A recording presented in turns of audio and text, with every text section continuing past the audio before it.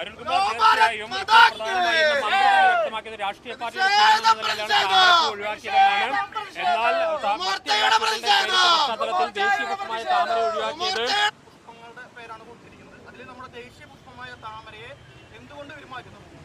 വരും തലമുറയുടെ മനസ്സിലൊരു വിദ്വേഷം തുടക്കത്തിലെ കുത്തിവെക്കുന്നതിന്റെ ഭാഗമായിട്ടല്ല ഇത് വിവരിച്ചിരിക്കുന്നത്. അപ്പൊ അതിനെതിരെയാണ് താമര പുഷ്പം ഇതിന് ഉത്തരവാദികളായ ആളുകൾക്ക് താമര പുഷ്പം നൽകിക്കൊണ്ട് പ്രതിഷേധിക്കാനാണ് ഞങ്ങൾ എത്തിയിരിക്കുന്നത്. അതായത് ഇപ്പോൾ ഈ താമരപ്പൂ കൊണ്ടുവന്ന് മന്ത്രിമാർ പങ്കെടുക്കുന്ന പരിപാടിയുണ്ട്, മന്ത്രിമാർക്ക് നൽകുക എന്നതാണ് പ്രധാനമായി ഈ പ്രതിഷേധത്തിന്റെ ഉദ്ദേശം. ഇപ്പോൾ 6ഓളം വരുന്ന യുവമന്ത്രി കെ രാജൻ ഉൾപ്പെടെയുള്ളവർ പങ്കെടുക്കുന്ന ഒരു കലോത്സവവുമായി ബന്ധപ്പെട്ട സംഘാടക സമിതിയുടെ ഒരു പ്രോഗ്രാം നടക്കുന്നുണ്ട്. പക്ഷേ പോലീസ് ഇവരെ ഗേറ്റിന് മുന്നിൽ വെച്ച് തടഞ്ഞിരിക്കുകയാണ്. ഇവിടെ കുത്തിയിരിപ്പ് സമരം യുവമോർച്ച പ്രവർത്തകർ ആരംഭിച്ചിട്ടുണ്ട്. എല്ലാവരുടെയും കയ്യിൽ